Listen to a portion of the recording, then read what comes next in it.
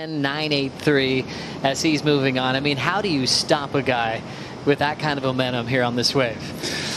Today, maybe 210s. So many cool stories, a lot of incredible people when you come to this part of the world. Like, these guys absolutely charge, and it's fun to be able to share their story around the world. Pulling in a beautiful line from R.Callinan.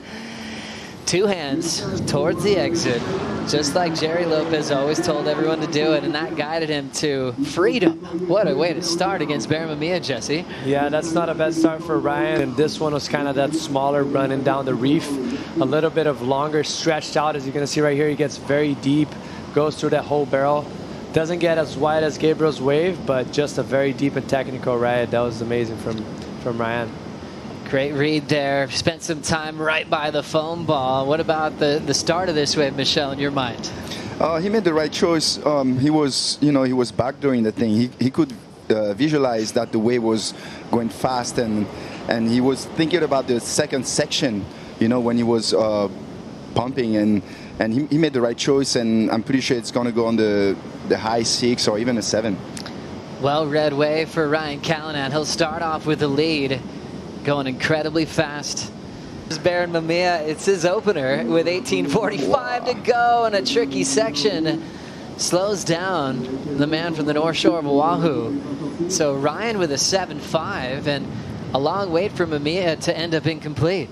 I feel like there was an exchange, and then bang, here we go. Look at this, R.Callinan falling out of the sky, pulling it up. Beautiful work to hold that line, just epic. And Ryan doing the lean back, he's feeling so good. Gosh, that looks sensational. Thank you, Waz. R.Callinan. Ryan already has a 7.5. What are your thoughts on this one, Michelle? Wow, that's such a clean one. He did it perfectly, perfect takeoff. Didn't even need to race in a barrel, like he was at the right spot every single time. And I don't know, Barron's wave looked bigger, maybe, the one after that. I felt like he should have kicked out earlier, because there's always 2 wave sets, Maybe he could have get the priority after that, but it doesn't really matter, because he already got two big scores, and the pressure is on Barron right now. Crazy drop, so much control, a lot of style, and just pure stoke from a man that's living his dreams. And now it's Barron's turn, pulling up and under. He'll let go of the rail and kick out. And now it's Barron's turn, pulling up and under. He'll let go of the rail and kick out for his first make of the matchup. Still so much time for a guy like Barron as the paddle battle begins for priority. Ryan, this is the comparison to Barron, Jesse.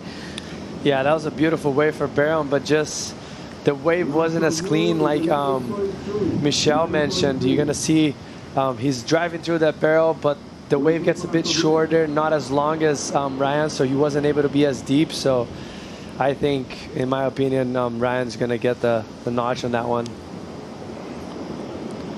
Another look here, Michelle. Wow, he did everything right. We can see Ryan just got a 9.3 on the last one, and well deserved.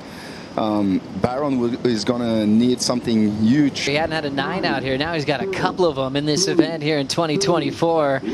R.Cal officially getting past a favorite at this venue. Last year's semifinalist, Barron Mamiya, out this year in the round of 16.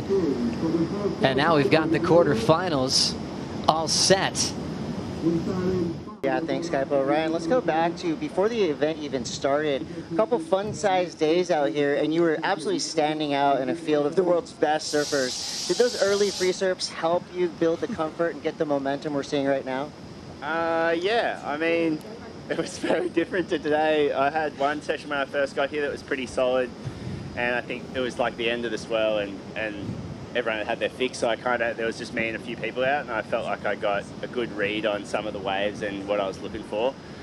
But then those smaller days, I mean, yeah, I felt like I was in pretty good rhythm with the ocean. I don't know if it really builds too much momentum. It can kind of like maybe sometimes overhype your expectations, and you can be great at 2 foot, but when it gets to 8 foot, it's a different story. So yeah, I've just been, trying to really just hold my nerve, sit out there, because I'm a bit of a frother, and I think part of me just wants to go a bunch of waves and just try and get a bunch of little scores, but the big ones are the best ones, and kind of that's what we're here for, to sit out there with no one and have the pick of what you want. So I'm just been trying to hold steady, and I got one there. I was pretty stoked on.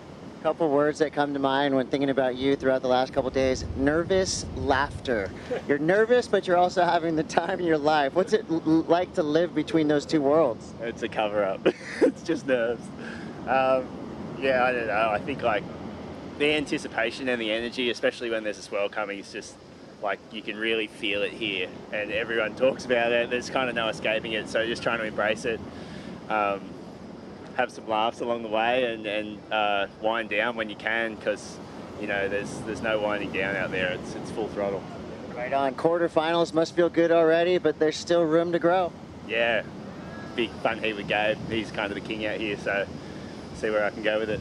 Let's do it. R.Cal, on to the quarters.